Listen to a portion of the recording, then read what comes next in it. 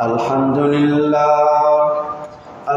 لله نحمده ونستعينه ونستغفره ونؤمن به ونتوكل عليه ونعوذ بالله من شرور أنفسنا ومن سيئات أعمالنا من يهده الله فلا مضل له ومن يضلله فلا هادي له وأشهد أن لا إله إلا الله وحده لا شريك له وأشهد أن سيدنا وسندنا وحبيبنا ومولانا محمد أرسله بالحق بشيرا ونذيرا وداعيا إلى الله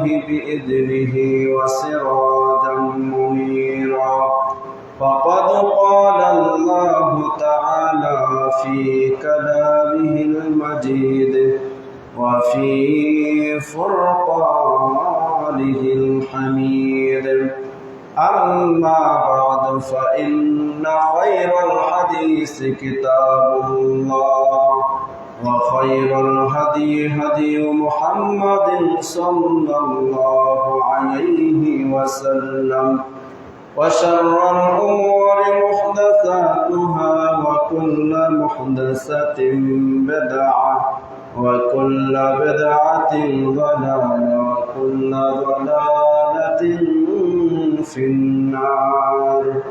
أعوذ بالله من الشيطان الرجيم. قل هل يستوي الذين يعلمون والذين لا يعلمون إنما يتذكر أولو الألباب. যাবতীয় প্রশংসা মহান আল্লাহ তাআলা, যার অশেষ মেহেরবানিতে সালাতুল জুমা আদায় করার জন্য পবিত্র জামে মসজিদে উপস্থিত হওয়ার তৌফিক আমাদেরকে আল্লাহ সুবহানাহু ওয়া তাআলা দান করেছেন। এজন্য অন্তরস্থল থেকে মহান রবের দরবারে প্রশংসা জ্ঞাপন করি। আমরা সকলে পড়ি আলহামদুলিল্লাহ। বিশ্ব মানবতার দূত আখিরি জামানার নবী সাইয়্যিদুল কাওনাইন রাহমাতুল লিল আলামিনের প্রতি দুরূদ তাসলিম বর্ষণ করি। আমরা সকলে পড়ি আল্লাহুম্মা সাল্লি আলাইহি আল্লাহুম্মা বারিক আলাইহি। দুরূদ পাঠ করা, প্রশংসা আদায় করা আওয়াজ কিন্তু হচ্ছে না। জানি না আওয়াজ করছেন কি করছেন না, তো হয়তো ফ্যানের কারণে শোনা যাচ্ছে না। তবে আমি আপনাদেরকে বলি, একবার যদি কোনো মানুষ রাসূলের প্রতি দুরূদ পাঠ করে, সহিহ হাদিস দ্বারা প্রমাণ, আল্লাহ সুবহানাহু ওয়া তাআলা তার উপরে 10টি রহমত নাযিল করবেন। তাহলে আল্লাহর প্রশংসা আদায় করতে আর রাসূলের প্রতি দুরূদ পাঠ করতে কৃপণগিরি করা যাবে না। বিশ্বের মধ্যে সবচেয়ে বেশি বখিল ওই ব্যক্তি নয় যে ব্যক্তি আপনার দান খয়রাত করে না। তাকে হাদিসের মধ্যে বড় বখিল বলা হয়নি, বরং বড় বখিল বলা হয়েছে ওই সমস্ত মানুষদেরকে যাদের সামনে আমাদের প্রিয় হাবিব মুহাম্মদ সাল্লাল্লাহু আলাইহি সাল্লামের নাম উচ্চারণ করা হলে দুরূদ পাঠ করে না, দুরূদ শরীফ সাল্লাল্লাহু আলাইহি সাল্লাম অথবা আল্লাহুম্মা সাল্লি আলাইহি এগুলো পাঠ করে না। এ হচ্ছে সবচেয়ে বড় বখিল। তো যাই হোক, আমরা অবশ্যই আল্লাহর প্রশংসা আদায় করার সময়ে আর রাসূলের প্রতি দুরূদ আদায় করার ব্যাপারে আগ্রহের সাথে আমরা সেটা প্রকাশ করব ইনশাআল্লাহ বিতৌফিকি ইল্লা বিল্লাহ। জানা ছিল না পরের কথা, কিন্তু জানা হয়ে যাওয়ার পরও যদি না করেন তাহলে সেটা আরো বেশি পাপের ভাগীদার হবেন। এজন্য উচিত হলো, জানতেন না সেটা ভিন্ন কথা, যেহেতু জেনেছেন এজন্য আমল করতে হবে আমাদেরকে। সম্মানিত উপস্থিতি, তাওহীদি জনতা, আল্লাহ সুবহানাহু ওয়া তাআলা পবিত্র কোরআনুল কারীমের মধ্যে জ্ঞানের গুরুত্ব সম্পর্কে একাধিক আয়াত এবং হাদিস উল্লেখ করেছেন। গত শুক্রবারে আমরা আলোচনা করছিলাম জ্ঞানের গুরুত্ব কি জিনিস, জ্ঞান এর গুরুত্ব কতটুকু আল্লাহ এবং আল্লাহ রাসূল দিয়েছেন, এবং প্রত্যেকটা জাতির মুন্সিগুণ তারা জ্ঞানের গুরুত্ব বর্ণনা করতে গিয়ে কিরকম আলোচনা করেছেন তার ধারাবাহিক আলোচনা আমরা গত শুক্রবারে করছিলাম।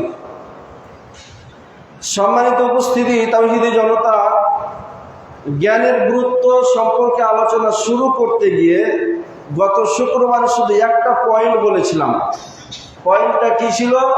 পয়েন্টটা ছিল যারা জ্ঞানী আর যারা জ্ঞানী নয় এরা কখনো সমান নয়। এটা স্পষ্ট করে পবিত্র কোরআনুল কারীমের আয়াত থেকে সূরা জুমার 9 নম্বর আয়াতে আমরা এটা আলোচনা করেছিলাম। অত্র আয়াতের মধ্যে আল্লাহ সুবহানাহু ওয়া তাআলা বলে দিয়েছেন যে সমস্ত মানুষরা জ্ঞান অর্জন করেছে, আলেম হয়েছেন, এ সমস্ত মানুষ আর যারা আলেম হন নাই, জ্ঞান অর্জন করেন নাই, এ সমস্ত মানুষ কখনো এক নয়। এটা বোঝানোর জন্য পবিত্র কোরআনুল কারীম থেকে একাধিক আয়াতের উদাহরণ, সূর্য এবং চন্দ্রের উদাহরণ, রোদ এবং ছায়ার উদাহরণ, রাত এবং দিনের উদাহরণ, এভাবে কয়েকটা উদাহরণ দিয়ে যেমন আল্লাহ বলেছিলেন যে এগুলো যেমন সমান নয়, ঠিক তেমনি যারা জানে আর যারা জানে না এরাও কখনো সমান হতে পারে না। আমরাও দুনিয়ার দৃষ্টিতে দেখেছি যে কখনো রাত দিন এক নয়, ঠিক তেমনি একজন ব্যক্তি, জ্ঞানী ব্যক্তি, আলেম মানুষ আর যারা জ্ঞান অর্জন করে নাই এরা কখনো সমান নয়। আমাদের সামাজিক দৃষ্টিতেও আমরা এটা মেনে নিই, আমাদের রাষ্ট্রীয় দৃষ্টিতেও আমরা এটা মেনে নিই যে কোনোদিন একটা মূর্খ মানুষকে আমরা এমপি বানাই না, কোনোদিন মূর্খ মানুষকে আমরা একটা নেতা পর্যায়ে তাকে বসাবো, সেটা করি না।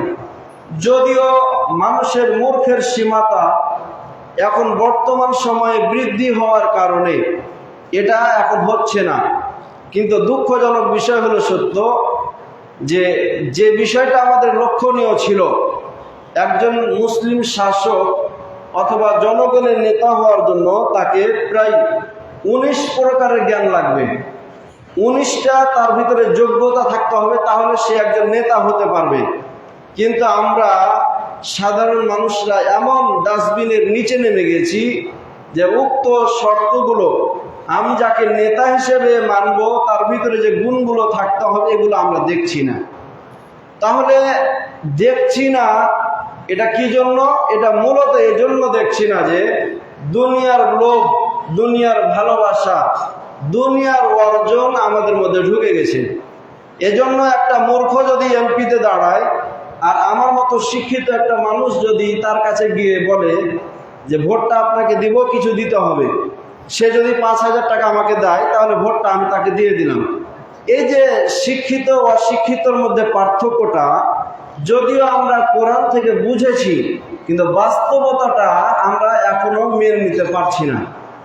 একজন ডিগ্রি পাস করে নাই, 5 পাস করেছে অথবা এসএসসি পাস করেছে, সে ব্যক্তিকে আমরা মেম্বার পদে দাঁড় করিয়ে দিই। মেম্বার পদে দাঁড় করিয়ে দেওয়ার পরে বলি সে তো আমার দলের, বলা হয় সে তো আমার পড়োশি, বলা হয় সে তো আমার গ্রামের, এই দিকে লক্ষ্য করে তাকে ভোটটা দিয়ে দেওয়া হয়। অথচ এটা লক্ষ্য করা হয় না যে একজন শিক্ষিত মানুষ আর একজন অশিক্ষিত মানুষের মধ্যে ভেদাভেদ আছে। তাহলে অশিক্ষিত মানুষটাকে আমি কেন তাকে একটা উঁচু পর্যায়ে জনগণের দায়িত্বভার তাকে দিয়ে আমি কেন তাকে ভোট প্রদান করি, এই বিষয়গুলো লক্ষ্য করি না। গত শুক্রবারে আপনি বুঝেছেন যে রোদে মাঠে কাজ করা আর মসজিদে এসি ঘরে থাকা দুইটার মধ্যে কি পার্থক্য, এটা অবশ্যই জানতে পেরেছেন। আর আল্লাহ আপনাদেরকে জানার জন্যই মূলত এই উদাহরণগুলো দিয়েছে। তাহলে এই উদাহরণগুলো যে দেওয়ার পরে আল্লাহ বলছেন যে জ্ঞানী ব্যক্তি আর মূর্খ ব্যক্তি এরা কখনো এক নয়। তারপরে আল্লাহ বলছে ইন্নামা ইয়াতাযাক্কারুল উলুল আলবাব, নিশ্চয় এই সমস্ত উদাহরণগুলো হচ্ছে ওই সমস্ত ব্যক্তিদের জন্য স্মরণীয়, অনুসরণীয়, চিন্তার বিষয়, যে সমস্ত ব্যক্তিদের মগজ আছে।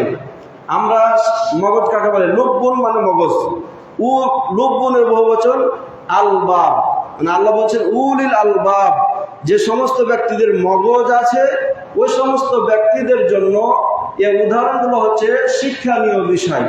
তাহলে আমাদের গ্রামে কোনো ছাত্র যদি বেশি ভালো লেখাপড়া করতে পারে, তাহলে গ্রামে বলি না আমরা যে তার মাথা খুব ভালো। কথা বলেন না কেন?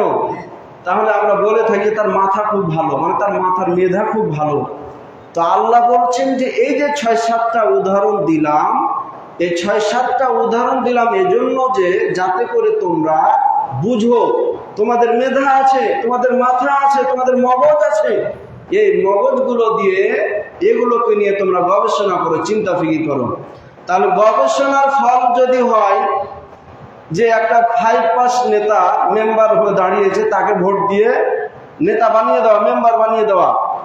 পাশে একটা কামেল মাস্টার্স মুফতি, একজন বড় জ্ঞানী ব্যক্তি ভোটে দাঁড়িয়েছে, তাকে ভোট না দেওয়া, চাই সেটা সিগারেটের বিনিময়ে হোক, চাই সেটা 500 টাকার বিনিময়ে হোক, এই দিলেন। এটার মানে এটাই যে আপনার জন্য মগজ নাই, আপনি পার্থক্য বুঝেননি। আপনি এখানে পশুত্ব ভাব চিন্তা ভাবনা কাজ করেছেন। দুনিয়া অর্জনের জন্য আপনি আপনার মূল্যবান বিষয়টা দিয়ে দিয়েছেন, অথচ যাকে আপনি নেতা বানাবেন তার মধ্যে 19টা গুণ থাকতে হবে, তার মধ্যে একটা হলো তাকে জ্ঞানী ব্যক্তি হতে হবে। আশ্চর্য লাগে এই যে রানিং যে আমাদের বলছে শিক্ষামন্ত্রী, আমাদের শিক্ষামন্ত্রীর বক্তব্য। তো তার আগে উদাহরণ দিই, আপনি 10 বছর 12 বছর ধরে রাজমিস্ত্রি কাজ করলেন, তাহলে রাজমিস্ত্রি কাজ সম্পর্কে জানতে কি আপনার অসম্পূর্ণ থাকবে? অসম্পূর্ণ থাকবে না। আপনি টাইলসের কাজ করলেন 12 বছর ধরে, তো টাইলসের কাজ করে আপনার সামনে আরেকটা টাইলসের মিস্ত্রি কাজ করছে, আপনি ভুল ধরছেন, তাহলে 12 বছর ধরে কাজ করলেন, আপনার ভুল ধরার একটা যোগ্যতা অর্জন হয়েছে বলেই তো ধরছেন নাকি? এখন আমি কোনোদিন টাইলসের ধারে কাছেও যাইনি, কোরআন হাদিস পড়েছি মাদ্রাসার লেভেলে, তাহলে আমি কি টাইলসের কাজ বুঝবো? কথা বলে বুঝবো না। ভালো, এগুলো তো আপনারা বুঝছেন, আলহামদুলিল্লাহ, কোনো সমস্যা নেই। এবার আসেন আমাদের বর্তমান সময়ে বিএনপি থেকে পাশ করা আমাদের যে শিক্ষামন্ত্রী এর মধ্যে ঘোষণা দিয়েছে যে প্রত্যেকটা প্রাইমারি লেভেলে ইবতেদা প্রাথমিক সেকশনে আমাদের ধর্মীয় কিছু লোক লাগবে, শিক্ষক লাগবে আরবি পড়ানোর জন্য। এখন প্রায় 9000 লাগবে। এখন 9000 লোক লাগবে। তো এখন 9000 লোক যেখানে আপনার সিলেক্ট করবে মাদ্রাসা থেকে, এখন সে চিন্তা করতে করতে গিয়ে দেখেছে, প্রমাণ পেয়েছে যে মাদ্রাসায় লেখাপড়া করেও, কওমি মাদ্রাসায় লেখাপড়া করেও, আলিয়া মাদ্রাসায় লেখাপড়া করেও সে আরবি পড়াইতে পারে না, আরবি পড়তে পারে না। এজন্য ওই 9000 শিক্ষককে ইবতেদা প্রাথমিক পর্যায়ে তাদেরকে নিয়োগ দেওয়া হলো না। আচ্ছা বলেন তো, কলেজ লেভেলে, প্রাইমারি লেভেলে আরবি শিক্ষা নাই? ওখানে মাদ্রাসাতে আছে। 14 বছর লাগে দাওরা, ভালো করে বুঝবেন। নুরানি অথবা নাজরাখানা এখানে লাগবে 3 বছর, দিয়ে সে 3 আসলো। 3-র পরে তখন সে যদি আলিয়া মাদ্রাসা যায়, তাহলে সে আলিয়া মাদ্রাসা পর্যায়ক্রমে যেতে যেতে তাকে কামেল পাস করতে লাগে 17 বছর, অথবা মাস্টার্স পাস করতে লাগবে তাকে 17 বছর, অনার্স সব কিছু শেষ করে। ওই 17 বছর করার পরে কোন একটা বিষয়ের উপরে যদি সে স্টাডি করতে চায়, ইসলামের ইতিহাস বলেন, সাহিত্য বলেন, যে কোনো বিষয়ের উপরে যদি স্টাডি করতে চায়, তাহলে তাকে আরও 1 বছর অথবা 2 বছর লাগবে। তাহলে মোট 19 বছর। আমাদের ধর্মীয় লেভেল, কওমি মাদ্রাসার লেভেল বলি, কওমি মাদ্রাসার লেভেল যদি বলতে যাই, তাহলে আমরা 13 বছর লাগবে দাওরা পাস করতে, মানে আলিফ-বা থেকে শুরু করে দাওরা হাদিস বুখারী শরীফ পড়া পর্যন্ত 13 বছর লাগবে। 13 বছরের পরে মুফতি কোর্স করতে 1 বছর অথবা 2 বছর লাগবে, তাহলে 14 বছর। তারপরে মুহাদ্দিস বিভাগ ওখানে আছে 3 বছর অথবা 1 বছর। তাহলে এভাবে করতে করতে এখানেও তাকে মোট 17 বছর লাগবে। 17 বছর কোরআন এবং হাদিস আরবি শিক্ষার উপরে রিসার্চ করে সে কি তার যোগ্যতা অর্জন হবে না? কথা বলেন না কেন? তাহলে 17 বছর লেখাপড়া করে সে আরবি শিখলো। এখন 17 বছর মাদ্রাসায় লেখাপড়া করেও যদি সে আরবি শিখতে পারে না, এরকম যদি তাকে শুনতে হয়, তাহলে হাই স্কুলে যেখানে আরবি কোনো সাবজেক্টই নাই, আরবি পড়ানোই হয় না, কলেজে যেখানে আরবি পড়ানোই হয় না, ইউনিভার্সিটিতে যেখানে আরবির ধারে কাছে যায় না, বলেন তারা শিখতে পারবে? কথা বলেন। তাহলে আমাদের শিক্ষামন্ত্রী এটা একটা টালের মতন কথা বলেনি। ওই যে দলেরই হোক, বিএনপির হোক আর জামাতির হোক আর আওয়ামী লীগ হোক, যেই হোক না কেন, তাহলে অবশ্যই সে একটা স্বার্থ রক্ষার্থে টালের মতন কথা বলেছে। যে টাল, যে পাগলার কোনো মানে যদি ওকে পাবনা কারাগারে দেওয়া হয়, তাও নীতি বলছে যে পাগলা কারাগারে হয়তো বা তাকে সংশোধন করার জন্য ওষুধ পাওয়া যাবে না। সম্মানিত উপস্থিতি, মুসলিম বেশি কিছু বলছি না। আল্লাহর কোরআনের আয়াতটা আসছে, ওই আয়াতের সাথে তাল মিলাতে গিয়ে ব্যাখ্যা বুঝাতে গিয়ে আমি আপনাদেরকে বললাম। কথা বুঝতে পারছেন? যারা জানে আর যারা জানে না এরা কখনো এক নয়। অতএব শিক্ষামন্ত্রী, তুমি প্রাইমারিতে পড়েছো, তুমি হাই স্কুলে পড়েছো, তুমি কলেজে পড়েছো, তুমি ইউনিভার্সিটিতে পড়েছো, অথবা বিদেশ থেকে হয়তোবা তুমি ডিগ্রি নিয়ে এসেছো। এই ডিগ্রি নিয়ে আসাতে কোনো আরবি শিক্ষা ছিল না। আরবি শিক্ষা না থাকার পরেও যখন তুমি দাবি করছো যে আমি আরবি জানি, আর মাদ্রাসার ছাত্র শিক্ষকরা 15 বছর 17 বছর ধরে লেখাপড়া করে আরবি জানছে না দাবি করছো, তার মানে তুমি একটা পাগলা, তার মানে তুমি একটা পাগলি চিন্তা ভাবনা করেছো, ধর্মদ্রোহী চিন্তাধারা করেছো, আল্লাহদ্রোহী চিন্তাধারা করেছো। মূলত মাদ্রাসার শিক্ষাকে, ইসলামী সংগঠনকে, কোরআন এবং হাদিসকে তিরস্কার করার জন্য মূলত এই কথা বলেছো। জাতি অবশ্যই এটা জানতে পেরেছে। ফেসবুকের মাধ্যমে, ইউটিউবের মাধ্যমে, বিভিন্ন মাধ্যম দিয়ে ওই মূর্খ শিক্ষামন্ত্রীর বদনাম করার ভুল ধরে সেটা সংশোধন করে দেওয়ার ব্যবস্থা করে দেওয়া হয়েছে। সে মানুক বা না মানুক সেটা তার ব্যাপার, তার বিষয়ে আল্লাহর কাছে উত্তর দিবে সে ব্যক্তি। সম্মানিত উপস্থিতি, মুসল্লি নওজম, এবার আসি। আল্লাহ বলছেন কি? আল্লাহ তাআলা বলেন, কুল হাল ইয়াস্তাবিল্লাযীনা ইয়ালামুনা ওয়াল্লাযীনা লা ইয়ালামুন ইন্নামা ইয়াতাযাক্কারুল উলুল আলবাব। আল্লাহ সুবহানাহু ওয়া তাআলা ঘোষণা করে বলেন, হে রাসূল, আপনি পৃথিবীর মানুষকে বলে দিন, যারা জানে আর যারা জানে না এরা কখনো এক নয়। ইন্নামা ইয়াতাযাক্কারুল উলুল আলবাব। নিশ্চয় এখানে শিক্ষণীয় বিষয় রয়েছে, ঘটনা রয়েছে, শিক্ষণীয় বিষয় রয়েছে ওই সমস্ত মানুষের জন্য। উলুল আলবাব, যে সমস্ত মানুষের মেধা রয়েছে, মাথা রয়েছে, যারা পাগলা নয়, যারা বোকা নয়, যারা নির্বোধ নয়, যারা বুঝতে শিখেছে, যারা বুঝে, এ সমস্ত মানুষের জন্য এই আয়াতের মধ্যে নিদর্শন রয়েছে। সম্মানিত উপস্থিতি, মুসল্লিয়ান আযম, আল্লাহ সুবহানাহু ওয়া তাআলা কেন উদাহরণ বর্ণনা করলেন? পবিত্র কোরআনুল কারীমের মধ্যে একাধিক উদাহরণ দেওয়া হয়েছে। আসমানের জমিনের উদাহরণ দেওয়া হয়েছে, মানুষ সৃষ্টির উদাহরণ প্রদান করা হয়েছে, সমুদ্রের মধ্যে থাকা অনেক বিষয়গুলোর উদাহরণ প্রদান করা হয়েছে, আপনার সামনে থাকা দিন এবং রাতের উদাহরণ প্রদান করা হয়েছে। এ সমস্ত উদাহরণগুলো বোঝার জন্য অবশ্যই অবশ্যই আমাদের জ্ঞান জরুরি।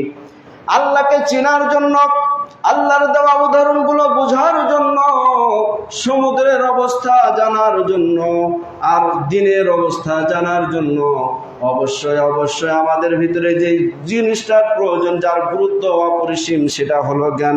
আল্লাহ তাআলা ঘোষণা করে বলেন, ওয়াতিলকাল আমসালু নাদরিবুহা লিন-নাসি ওয়া মা ইয়াকিলুহা ইল্লাল আলিমুন। সূরা আনকাবুত 43 নম্বর আয়াতে আল্লাহ তাআলা ঘোষণা করে বলেন, ওয়াতিলকাল আমসালু নাদরিবুহা লিন-নাস।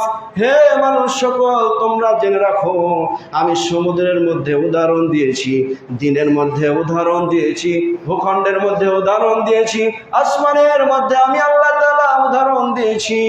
নাদরিবুহা লিন-নাসি, এই মানুষের জন্য উদাহরণগুলো আমি বর্ণনা করেছি। ওয়া মা ইয়াকিলুহা ইল্লাল আলিমুন, এই উদাহরণগুলো কি জন্য দিলাম, কেন দিলাম, এটা বোঝার জন্য তোমাদের জ্ঞান অপরিহার্য বিষয়। তার মানে জ্ঞান এটা লাগবে অবশ্যই, আল্লাহকে চিনতে, আল্লাহর উদাহরণগুলো বুঝতে, আল্লাহর সেই নিদর্শনগুলো বুঝতে আমাদের জ্ঞান লাগবে, এটা অপরিহার্য বিষয়। সম্মানিত উপস্থিতি, মুসল্লিয়ান আযম, গত শুক্রবারে সূরা হাসর 21 নম্বর আয়াত আমি পাঠ করেছিলাম। সে আয়াতের শানে নজুলে একটা হাদিস রয়েছে। মুফাসসিরিনে কেরাম তাফসীর করতে গিয়ে বুখারী শরীফের একটা হাদিস নিয়ে এসেছেন। অবশ্যই হাদিসটা আপনাদের সামনে পাঠ করে শোনানো হবে। আল্লাহ তাআলা বলেন, লাউ আনজালনা হাযাল কুরআনা আলা জাবালিন লারাআইতাহু খাশিআম মুতাসাদ্দিআম মিন খাশিয়াতিল্লাহ ওয়া তিলকাল আমসালু নাদরিবুহা লিন-নাসি লাআল্লাহুম ইয়াতাফাক্কারুন।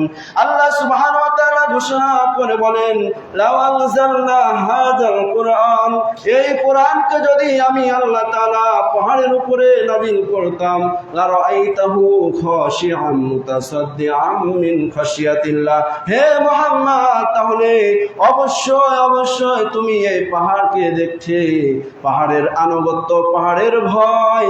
আল্লাহ তাআলা তার উপরে কোরআন নাজিল করার কারণে, এই কোরআন নাজিল করার কারণে আল্লাহর আনুগত্য এবং শুকরিয়া আদায়, নমনীয়তা প্রকাশ করতে গিয়ে এই পাহাড় ফেটে চচির হয়ে যেত, ধুলায় ধুলিকণায় মিশ্রিত হয়ে যেত।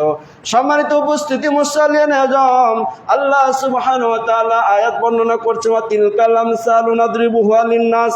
কেন এই আয়াত আমি নাজিল করলাম, কেন আমি এই উদাহরণ আমি তোমাদের মাঝে বর্ণনা করলাম, এজন্য বর্ণনা করলাম, লাআল্লাহুম ইয়াতাফাক্কারুন, হে মানুষ সকল, তোমরা যাতে করে এই উদাহরণগুলো নিয়ে তোমরা চিন্তা ভাবনা করো। কোরআন নাজিল করলেন পাহাড়ের উপরে, আর পাহাড়, এই আসমান থেকে কোরআন পাহাড়ের উপরে নাজিল হওয়ার কারণে আল্লাহর প্রতি আনুগত্যশীল, এবং এটার ভার এত বেশি, এই ভার বেশি হওয়ার কারণে সেটার ওজন সহ্য করতে না পেরে পাহাড় ফেটে চচির হয়ে যেত। কারণটা কি? কারণ সম্পর্কে আল্লাহ সুবহানাহু ওয়া তাআলা বলছেন, এটা কারণ একটা, তুমি গবেষণা করো, এটা চিন্তা ফিকির করো। সম্মানিত উপস্থিতি, বিশাল বিশাল পাহাড়ের কথা বলা হয়েছে। এই পাহাড়ের উপরে কোরআন নাজিল করলে ফেটে চচির হয়ে যেত, অথচ মানুষের 3.5 হাত বডির মধ্যে ছোট্ট একটা মেমোরি, এই মেমোরি কার্ড আল্লাহ সুবহানাহু ওয়া তাআলা দিয়েছেন। আর ওই মেমোরি কার্ডের মধ্যে 30 পারা কোরআন, সেটাকে সুন্দর সাবলীলভাবে এবং নিরপেক্ষ, নির্ভেজাল আর নিষ্ঠার সাথে এই মানুষ সেটাকে অন্তরে একজন হাফেজ সাহেব রাখতে পারছে। এটার জন্য নিদর্শন কি? এটা কি জন্য আল্লাহ তাআলা করলেন? অবশ্যই এটার মধ্যে নিদর্শন রয়েছে। এটা যে সমস্ত ব্যক্তিদের জ্ঞান রয়েছে, ওই সমস্ত ব্যক্তিদেরকে এই বিষয়গুলো নিয়ে চিন্তা ফিকির করতে হবে, এটা নিয়ে গবেষণা করতে হবে, এটার কারণ কি অবশ্যই বুঝতে হবে। সম্মানিত উপস্থিতি, মুসল্লিন আযম, এ সম্পর্কে যদি আমরা হাদিস দেখি, বুখারী শরীফের হাদিস 3543 নম্বর হাদিস, 84 নম্বর হাদিস। অত্র হাদিসের মধ্যে আল্লাহ রাসূল সাল্লাল্লাহু আলাইহি সাল্লাম বলেন, আন জাবির ইবনে আব্দুল্লাহ রাদিয়াল্লাহু তাআলা আনহু আন্নান নবিয়্য সাল্লাল্লাহু আলাইহি সাল্লাম কানা ইয়াকুমু ইয়াওমাল জুমআতি ইলা শাজারাতিন আও নাখলাতিন। একদিন আল্লাহ রাসূল সাল্লাল্লাহু আলাইহি সাল্লাম খুতবা প্রদান করার জন্য জুমার মসজিদে গেলেন। জুমার মসজিদে যখন খুতবা প্রদান করতেন, হাদিসের মধ্যে রয়েছে আল্লাহ রাসূল সাল্লাল্লাহু আলাইহি সাল্লাম যখন খুতবা প্রদান করতেন, এ সময় মেম্বারের উপরে নয়, বরং প্রথম পর্যায়ে যখন খুতবা প্রদান করতেন, একটা খেজুরের গাছ ছিল, আর ওই খেজুরের গাছে হিলান দিয়ে অথবা খেজুরের ডালার উপরে ভর দিয়ে আল্লাহ রাসূল সাল্লাল্লাহু আলাইহি সাল্লাম খুতবা প্রদান করতেন। সম্মানিত উপস্থিতি, মুসল্লিন আযম, ইলা শাজারিন আও নাখলাতিন ফাকালাত ইমরাতুন মিনাল আনসারি আও রাজুলুন ইয়া রাসূলুল্লাহি।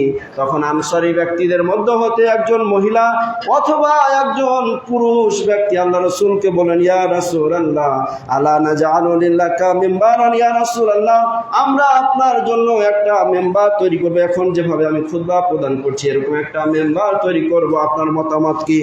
আল্লাহ রাসূল সাল্লাল্লাহু আলাইহি সাল্লাম বলেন, ওয়ালা ইন শিতুম ফাজআলু লাহু মিম্বারান। হে সাহাবায়ে কেরাম, তোমরা শুনে রাখো, তোমরা যদি এটা করো তাহলে ভালো, তোমাদের ইচ্ছার উপর আমি ছেড়ে দিলাম। এই কাজটা মেম্বার বানানোর কাজ যদি তোমরা চাও তাহলে তোমরা বানাতে পারো। ফালাম্মা কানা ইয়াউমাল জুমআতি, অতঃপর যখন তার পরবর্তী জুমার দিন আসলো, দুফিয়া ইলাল মিম্বারি, আল্লাহ রাসূল সাল্লাল্লাহু আলাইহি সাল্লাম ওই গাছের উপরে আর হিলান দিলেন না, ওই ডালের উপরে আর হিলান দিলেন না, বরং যে মেম্বারটা তৈরি করা হয়েছিল সেই মেম্বারের উপরে দাঁড়িয়ে আল্লাহ রাসূল খুতবা শুরু করলেন। ফাসাহাতিন নাখলাতু সিয়াহাস সাবি। আল্লাহ রাসূল সাল্লাল্লাহু আলাইহি সাল্লামের হাদিস থেকে প্রমাণ সাহাবায়ে কেরাম বর্ণনা করেন, ওই গাছটার সাথে হিলান না দেওয়ার কারণে তার পরবর্তী জুমাতে যখন আল্লাহ রাসূল মেম্বার মেম্বারে দাঁড়িয়ে খুতবা প্রদান করছিলেন। ফাসাহাতিন নাখলাতু, ওই খেজুরের গাছটা ক্রন্দন করা শুরু করলো, কাঁদা শুরু করলো। সিয়াহি সাবি, ক্রন্দনটা ছিল শিশুর কান্দার মতো। বড় মানুষের কান্দা আর শিশুর কান্দা পার্থক্য আছে না? পার্থক্য রয়েছে। এখানে শিশুর মতো কাঁদলো, মানে যার লিমিট নাই, যার সীমা নাই, যেটা অন্যরকম কান্দন তার ভিতরে, গাছটার ভিতরে আল্লাহ রাসূল লক্ষ্য করলেন। সুম্মা নাযালান নবী সাল্লাল্লাহু আলাইহি ওয়াসাল্লাম, অথবা আল্লাহ রাসূল সাল্লাল্লাহু আলাইহি ওয়াসাল্লাম সে মিম্বার থেকে ইলাইহি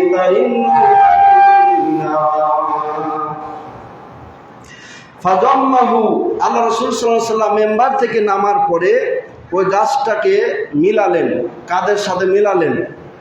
মিলানোর পরে আমরা শিশুদেরকে কোলে নিই না, কথা বলেন, আমরা শিশুদেরকে কোলে নিই, ওরকম ওই মেম্বার থেকে নেমে আল্লাহ রাসূল সাল্লাল্লাহু আলাইহি সাল্লাম তাকে কাঁধে নিলেন। কাঁধে নেওয়ার পরে যেভাবে আমরা শিশুদেরকে পিঠ থাবড়ে থাবড়ে আমরা চুপাই, কথা বুঝতে পারছেন, আল্লাহ রাসূল সাল্লাল্লাহু আলাইহি সাল্লাম ওভাবে ওই গাছটাকে এভাবে চুপাতে থাকলেন। তাইন্নু আনিনা সাবিয়ুল্লাযী ইসাক্কানু, ফলে ওই গাছটা কানা তাবকিত, ওই গাছটা এমনভাবে কাঁদা শুরু করলো, দেখবেন আম্মা মেরেছে, কথা বুঝবেন ভালো করে। এখন বাড়িতে আব্বা ছিল না, হঠাৎ করে কোনো সময় বাড়ি থেকে আব্বা আসলো, বাহির থেকে আব্বা আসলো, ছেলের বা মেয়ের কান্দন আরো বেশি হয় না? মানে মনের ভিতরে কিছু লুকিয়ে থাকা আফসোসের কথা আব্বাকে বলবে, যেন আরো ফাঁপড়ে ফাঁপড়ে কাঁদা শুরু করলো, কথা বুঝতে পারছেন। ওই গাছটা তখন আরো ফাঁপড়ে ফাঁপড়ে কাঁদা শুরু করলো, মানে আগে যা কাঁদছিল তার থেকে আরো বহুগুণ বেশি কাঁদা শুরু করলো। সম্মানিত উপস্থিতি, মুসাল্লি নওজাম কালা কানাত, আল্লাহ রাসূল বললেন কানাত তাবকি আলা মা কানাত তাসমাউ মিনা যিকরি ইনদামা। সাহাবায়ে কেরাম যিনি হাদিসটা বর্ণনা করেন তিনি বলছেন যে তাবকি আলা মা কানাত তাসমাউ মিনা যিকরি ইনদাহা, এই গাছটা কেন কাঁদছে? এই গাছটা কাঁদছে এজন্য যে ওখানে দাঁড়িয়ে দাঁড়িয়ে আল্লাহ রাসূল সাল্লাল্লাহু আলাইহি ওয়াসাল্লাম কোরআন এবং হাদিসের কথা বলছিলেন।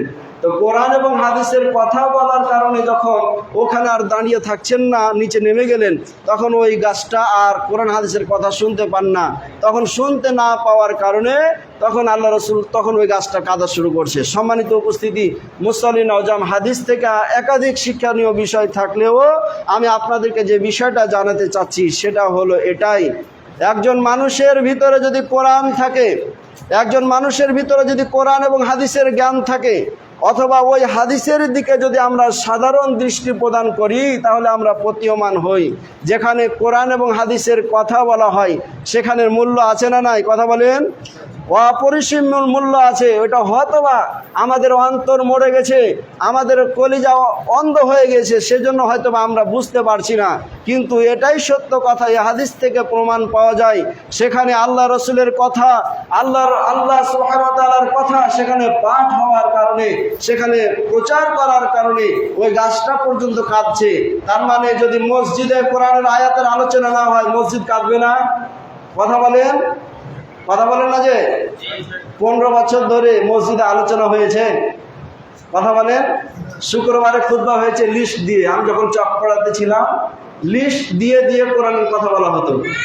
আমি একদিন বললাম, আমাকে থানা থেকে ফোন করে বলছে যে আপনি উগ্রপন্থী, উগ্র মিজাজি কথা বলেছেন, উগ্র মিজাজি, উগ্রপন্থী, জঙ্গি তৎপরতার আপনি কথা বলেছেন। সম্মানিত উপস্থিতি, মুসলিম নওজাম 15 বছরের অবস্থাটা এরকম ছিল। তাহলে দীর্ঘ 15 বছরে কোরআন এবং হাদিসের কথা মাহফিলে, কোন স্থানে, কোন জায়গায় আর মসজিদে পাঠ না করার কারণে এ পাপের দায় কে নিবে? কথা বলেন না কেন? এখনই কি আওয়ামী লীগ আছে? কথা বলছেন না কেন? অবশ্যই অবশ্যই সারা 18 কোটি মানুষের পক্ষ থেকে সেই সময়ে প্রধানমন্ত্রী সহ আওয়ামী লীগের যত কর্মী ছিল সকল কর্মীদেরকে অবশ্যই এর দায়ভার নিতে হবে। যেমন ওই গাছের ক্রন্দনের কারণে আল্লাহ রাসূল নেমে তার আফসোসটাকে পূরণ করলেন, হাসরের ময়দানে অবশ্যই কোরআন এবং হাদিসের কথা মাহফিল বন্ধ করে দেওয়া, যাবতীয় বিষয়গুলো হতে না দেওয়ার পিছনে যতগুলো পাপ হয়েছে সমস্ত পাপগুলো গ্রহণ করতে হবে। মানেন না মানেন সেটা আপনার কথা, কিন্তু হাদিস এ কথাই বলছে। কথা বুঝতে পারছেন? সম্মানিত উপস্থিতি, মুসলিম নওজাম অনুরূপ ভাবে মসজিদের আশেপাশে যেগুলো বাড়ি আছে, এই যে কোরআনের কথা বলছি, যাই না? কথা বলেন যায় না? তাহলে মসজিদের আশেপাশে বাড়িগুলোতে যাচ্ছে। সম্মানিত উপস্থিতি, মুসল্লি নওজোয়ান, কারো বিরুদ্ধে পক্ষে কথা বলা আমার এটা উদ্দেশ্য না। আমি আগেও বলেছি হাদিসের সাথে মিলছে, এই জন্য আমি আপনাদের উদাহরণ দিচ্ছি।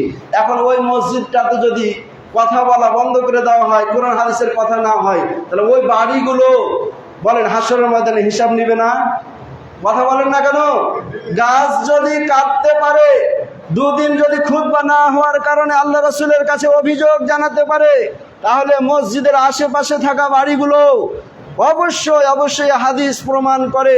সেখানে যদি কোরআন এবং সহিহ হাদিসের আলোকে কথা না হয়, ইসলামের ফতোয়া যদি সেখানে আলোচনা না হয়, তাহলে আশেপাশে গাছগাছালি, বাড়িঘর, সমস্ত কিছু আল্লাহ তাআলার দরবারে এগুলো প্রশ্ন করবে এবং অভিযোগ হিসেবে সেখানে তোলা হবে।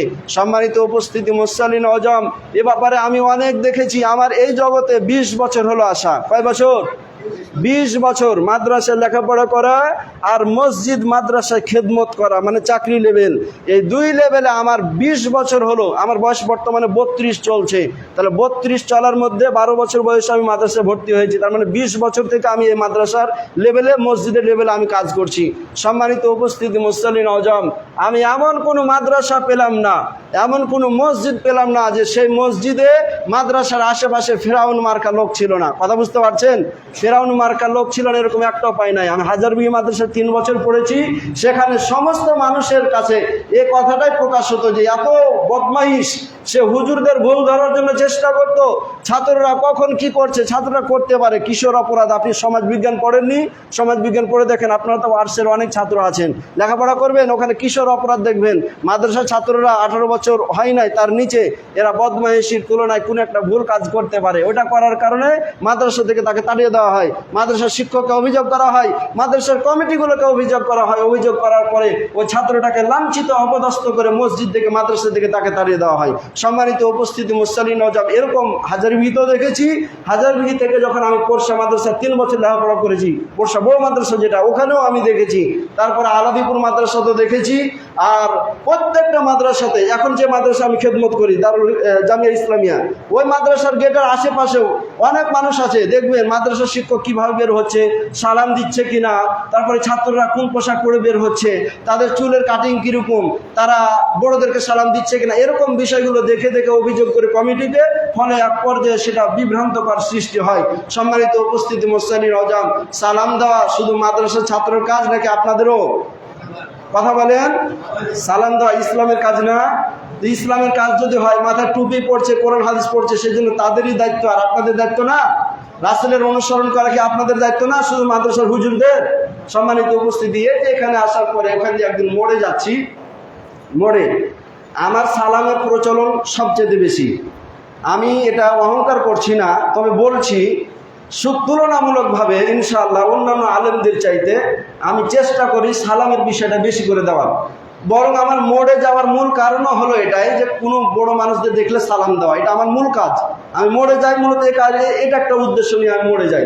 দেখলে দেখা হলে সালাম দেবো। একদিন সাইকেলে যাচ্ছি, এক মানুষ, জানি না সে নামাজ পড়ে কিনা, ওই ব্যক্তি হুট করে বলছে, ওকে সালাম দিয়েছি। সালাম দেওয়ার পর আমি অতদূর পর্যন্ত গেছি, তো এতদূর পর্যন্ত আসার পরে তো এক মহিলাকে বলছে, এটা হুজুর সালাম দিছে, আজকে ভুলা সালাম দিয়ে দিয়েছে। কথা বুঝতে পারছেন? কোনোদিন সালাম দেয় না, কিন্তু আজকে ভুলে সালাম দিয়ে দিয়েছে। এই যে কথাগুলো বলা, ভাই সালাম দেওয়া খালি হুজুরের দায়িত্ব ছিল নাকি আপনারও? কথা বলেন। আপনারও দায়িত্ব ছিল, সবারই দায়িত্ব ছিল। আল্লাহ রাসূল যেমন বড়দের সালাম দিয়েছে, তেমন ছোটদের সালাম দিয়েছে। আল্লাহ রাসূল যেমন সেই সময়ের জ্ঞানী ব্যক্তিদের সালাম দিয়েছে, তেমন মূর্খদেরকেও সালাম দিয়েছে। সবাইকে সালাম দিয়েছে। আর রাসূলের আদর্শ মানা শুধু মূলবীরকে কাজ নয়, এটা অবশ্যই সাধারণ থেকে নিয়ে অসাধারণ, আলেম থেকে নিয়ে জাহেল, আর শিক্ষিত মানুষ থেকে নিয়ে অশিক্ষিত মানুষ, আর শাসক থেকে নিয়ে প্রজা, সকল শ্রেণীর মানুষের জরুরি হলো আল্লাহ রাসূলের আদর্শ নিজের জীবনে বাস্তবায়ন করে পরকাল জীবনকে সুখময় করা। এটা হচ্ছে উদ্দেশ্য। তাহলে ওই আলেম সালাম দিল না দিল অভিযোগ না করে আপনার উচিত ছিল সেখানে সালাম দেওয়া।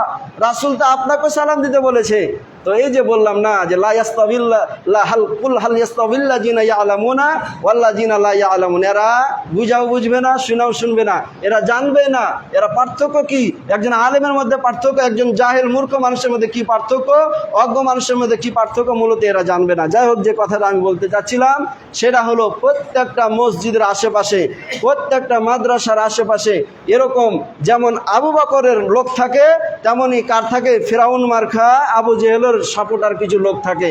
আমি আপনাদের উদাত্ত আহ্বান জানিয়ে বলবো, কোরআন হাদিসের কথা আপনাদের সামনে হয়, এটা একটা সৌভাগ্যবানের বিষয়, এটা ইতিহাস প্রমাণ করে সৌভাগ্যের বিষয়, এবং এই হাদিস দ্বারা প্রমাণ করে এটা সৌভাগ্যের বিষয়। অতএব কোরআন হাদিস পাঠ হওয়াটাকে, মসজিদে সালাত আদায় হওয়াটাকে, মাদ্রাসায় কোরআন তিলাওয়াত হওয়াটাকে অবশ্যই শুকরিয়া আদায় মনে করেন। আর ইহকালের শান্তি আর পরকালের মুক্তির পথকে আপনি মনে করেন, মনে করে আপনি শুকরিয়া আদায় করেন, বিরোধিতা করিয়েন না। বিরোধিতা করলে সেই সময়ে যেমন কঠিন চূড়ান্ত তাদের পর্যায় হয়েছিল এবং কঠিন মারাত্মক অবস্থা ধারণ করেছিল, সে অবস্থাটাও বর্তমান সময়ে ধারণ করবে। কারণ ওই কোরআন এখন আছে না নাই? কথা বলেন, ওই কোরআন এখনও আছে, ওই হাদিস এখনও আছে। সে সময়ে কোরআন শুনতে বাধা প্রদান করার কারণে, নামাজ পড়তে বাধা প্রদান করার কারণে সে সময়ে যদি জাহান্নাম তার জন্য অবধারিত হয়ে যায়, বর্তমান সময়ের মানুষের জন্য একই বিধান, একই কথা, এমনকি কিয়ামত পর্যন্ত তাদের জন্য এরকম অবস্থা থাকবে। আল্লাহ সুবহানাহু ওয়া তাআলা আমাদের সকলকে বুঝার তৌফিক দান করি, বললে আল্লাহুম্মা আমিন। তাহলে ওই গাছটার ক্রন্দন কি ছিল? ওই গাছটার ক্রন্দনের কাজ ছিল একটাই, যে আমার কাছে কোরআন তেলাওয়াত করা হচ্ছিল, এখন কোরআন তেলাওয়াত করা হয় না। আমার কাছে হাদিসের কথা পাঠ করা হচ্ছিল, অথচ কোরআন হাদিসের কথা আমার কাছে পাঠ করা হচ্ছে না, সেজন্য কাঁদছে। গাছ যদি আফসোস করে, আমাদের আফসোস করার দরকার আছে না নাই? আমাদের অবশ্যই আমাদের আফসোস করার দরকার আছে। গাছ জান্নাতে যাবে এরকম কথা পেয়েছেন আলেমের মুখ থেকে? এরকম কথা পান নাই। কিন্তু মানুষ জান্নাত জাহান্নামে যাবে এরকম কথা আছে না? সম্মানিত উপস্থিতি, মুসলিম নওজোয়ান, গাছ যদি এরকম আফসোস করতে পারে, তাহলে আমরাও এরকম আফসোস করবো। আল্লাহ তাআলা আমাদের সকলকে বুঝার তৌফিক দান করবেন, আল্লাহুম্মা আমিন। সম্মানিত উপস্থিতি, এবার আসি, কত বাজলো? 8 বেজে গেছে। এবার আসি, আল্লাহ সুবহানাহু ওয়া তাআলা উদাহরণ কেন দিলেন, উদাহরণ বর্ণনা কেন করলেন, এটার মধ্যে পরীক্ষা আছে। এই যে যারা জ্ঞানী আর যারা জ্ঞানী না, জানে না, যারা জানে আর যারা জানে না, উদাহরণটা কেন দিলেন? এই উদাহরণটা দিলেন একমাত্র আমাদেরই কল্যাণ সেখানে নিহিত আছে। এ সম্পর্কে সূরা বাকারার মধ্যে যদি আমরা দেখি তাহলে প্রতীয়মান হব। আল্লাহ সুবহানাহু ওয়া তাআলা বলছে, ইন্নাল্লাহা লা ইস্তাহয়ী আইয়াদরিবা মাসালাম মা বাউদাতান ফামা ফাওকাহা ফাআম্মাল্লাযীনা আমানু ফায়ালামুনা আন্নাহুল হাক্কু মির রাব্বিহিম ওয়া আম্মাল্লাযীনা কাফারু ফায়াকুলুনা মাযা আরাদাল্লাহু বিহাযা মাসালা ইউদিল্লু বিহি কাসীরা ওয়া মা ইউদিল্লু বিহি ইল্লাল ফাসিকিন। আল্লাহ সুবহানাহু ওয়া তাআলা সূরা বাকারার মধ্যে ঘোষণা করে বলছেন, 26 নম্বর আয়াত, আল্লাহ বলছে, ইন্নাল্লাহা লা ইস্তাহয়ী, নিশ্চয় আল্লাহ সুবহানাহু ওয়া তাআলা লজ্জাবোধ করেন না, আইয়াদরিবা মাসালাম মা বাউদাতান ফামা ফাওকাহা, একটা মাছি অর্থাৎ মশার একটা যে দৃষ্টান্ত দিবেন, এটাতে আল্লাহ সুবহানাহু ওয়া তাআলা লজ্জাবোধ করেন না, অথবা তার থেকে ছোট বড় কোনো উদাহরণ প্রদান করতে আল্লাহ সুবহানাহু ওয়া তাআলা লজ্জাবোধ করেন না। ফাআম্মাল্লাযীনা আমানু, তবে আমাদের মাঝ থেকে যে সমস্ত ব্যক্তিরা ঈমান আনবে, ফায়ালামুনা আন্নাহুল হাক্কু মির রাব্বিহিম, তাদের কাজ হচ্ছে যেগুলো আল্লাহর পক্ষ থেকে এসেছে। অতএব আমাদের চিন্তা ফিকির করে ঈমানকে আমাদের বৃদ্ধি করতে হবে। সম্মানিত উপস্থিতি, তারপরে বলছে ফায়াকুলুনা ওয়া আম্মাল্লাযীনা কাফারু, আর যারা কাফের কুফরি করেছে, আল্লাহর আয়াতকে অস্বীকার করেছে, ফায়াকুলুনা মা জারাদাল্লাহু বিহাযা মাসালা, তখন তারা দৃষ্টান্ত বর্ণনা করে, তারা বলে আল্লাহ তাআলা এই উদাহরণগুলো কেন নাজিল করেছেন, কি দরকার ছিল রাত দিন, এটা তো আমরা সবাই বুঝি, বুঝতে পারছেন? রোদ এবং ছায়া এর মধ্যে যে পার্থক্য আছে আমরা সবই বুঝি। সমুদ্রের মধ্যে কতগুলো নিদর্শন আছে, এগুলোর দৃষ্টান্ত দেওয়ার কি দরকার, এগুলো আমরা তো সবই বুঝি। একজন জ্ঞানী ব্যক্তির মর্যাদা আর একজন মূর্খ ব্যক্তি যেগুলো শিক্ষিত লেখাপড়া করে না, এই ব্যক্তির মর্যাদা তো পার্থক্যটা তো আমরা সবাই জানি। হুজুরকে খাওয়াচ্ছি, হুজুরকে পড়াচ্ছি, কথা ভালো করে বুঝবেন, হুজুরকে খাওয়াচ্ছি, হুজুরকে পড়াচ্ছি, হুজুরকে সমস্ত কিছু দিছি, তার জ্ঞানী, সে জ্ঞানী ব্যক্তিকে আমরা নিয়ে আসছি বলে তো এগুলো করছি। ভাই, এতটুকু চিন্তা করে নিজেকে স্থির করে দেওয়ার জন্য আল্লাহ এই উদাহরণগুলো দেন নাই। এতটুকু গবেষণা করে এতটুকু গবেষণা করে আপনার জীবনকে অতিবাহিত করবেন, বিষয়টা এরকমের জন্য আল্লাহ তাআলা দেন নাই, বরং প্রত্যেকটা উদাহরণ আর প্রত্যেকটা দৃষ্টান্তের মধ্যে একাধিক শিক্ষণীয় বিষয় আছে। আপনাকে আমাকে সেটা গবেষণা করে এটার মূল বিষয়গুলো আমাদেরকে নিয়ে এসে বের করতে হবে। সম্মানিত উপস্থিতি মুসলিম আজম, তাহলে এখানে স্পষ্ট হয়ে প্রতীয়মান হলাম যে সমস্ত ব্যক্তিরা আল্লাহওয়ালা ইমানদার, এরা আল্লাহর প্রত্যেকটা দৃষ্টান্তকে গবেষণা করবে, আল্লাহর উদাহরণগুলোকে গবেষণা করবে। পক্ষান্ত যে সমস্ত ব্যক্তিরা ইমানদার নয়, কাফের, মুশরিক, আল্লাহ দ্রোহী এবং আল্লাহর আয়াতকে অস্বীকার করে, এ সমস্ত ব্যক্তিরা যুক্তি খাটাবে যে কেন আল্লাহ তাআলা উদাহরণ দিয়েছেন। সম্মানিত উপস্থিতি মুসলিম আজম, আল্লাহ সুবহানাহু ওয়া তাআলা ঘোষণা করে বলেছেন, ওয়ালাকাদ জারানা লাকুম লিজাহান্নামা কাসীরান মিনাল জিন্নি ওয়াল ইনস। আল্লাহ সুবহানাহু ওয়া তাআলা বলছেন, মানুষ এবং জিনদের বহুকে আমি জাহান্নামের জন্য তৈরি করেছি। লাহুম কুলুবুন লা ইয়াফকাহুনা বিহা, তাদের অন্তর রয়েছে, লা ইয়াফকাহুনা বিহা, কিন্তু তারা বুঝবে না। আল্লাহ দৃষ্টান্ত দিলেন, মানুষের যদি ইচ্ছা থাকে আল্লাহকে পাওয়া, তাহলে অবশ্যই সে দৃষ্টান্তগুলো নিয়ে গবেষণা করবে, তাহলে আল্লাহকে পাবে। কথা বুঝতে পারছেন? সম্মানিত উপস্থিতি, ওই কথায় আল্লাহ বলছেন, লাহুম কুলুবুন, তাদের অন্তর রয়েছে বুঝার জন্য, লা ইয়াফকাহুনা বিহা, কিন্তু তারা বুঝবে না। লাহুম আয়ুনুন, তাদের চক্ষু রয়েছে দেখার জন্য, কিন্তু তারা দেখবেন, লা ইউবসিরুনা বিহা, দেখবে না। লাহুম আযানুন, তাদের কর্ণ রয়েছে ভালো কথা, ভালো বিষয় শোনার জন্য, কিন্তু লা ইয়াসমাউনা বিহা, কিন্তু তারা এই সমস্ত বিষয়গুলো দিয়ে শুনবে না। আল্লাহ সুবহানাহু ওয়া তাআলা এই সমস্ত ব্যক্তিদের ব্যাপারে বলছেন যে উলাইকা কাল আনআম, এরা হচ্ছে চতুষ্পদ জন্তু, বালহুম আদল, বরং চতুষ্পদ জন্তুর চেয়েও এরা অধম, এরা অবুঝ, এরা বুঝে না। সম্মানিত উপস্থিতি মুসলিম আজম, কান দিলেন, তারপরে চক্ষু দিলেন, তারপরে অন্তর দিলেন, সমস্ত কিছু আল্লাহ তাআলা মানুষদেরকে দিলেন। কি জন্য দিলেন? এটা এজন্য দিলেন যে আল্লাহর দেওয়া দৃষ্টান্ত, সকল দৃষ্টান্তগুলো আপনাকে বুঝতে হবে। এগুলো দৃষ্টান্ত কেন দিলেন? সকল দৃষ্টান্ত বুঝার পরে আপনাকে আল্লাহর কাছে আত্মসমর্পণ করতে হবে। পক্ষান্তরে যদি আপনি না করেন, তাহলে আপনি কাফের, মুশরিক হয়ে যাবেন। আপনাকে পশুর চেয়েও আপনাকে নিকৃষ্ট এবং অধম বলে আল্লাহ সুবহানাহু ওয়া তাআলা আপনাকে তুলনা করেছেন, উদাহরণ দিয়েছেন। এবার আসি, আল্লাহ সুবহানাহু ওয়া তাআলা বললেন যে আমি তোমাদেরকে অবশ্যই যে জ্ঞান এবং জ্ঞান যে দান করা হয়েছে, আর জ্ঞান আর অজ্ঞতা, এ দুটার মধ্যে যে পার্থক্য, এবার বুঝতে পেরেছি তো? কথা বলেন।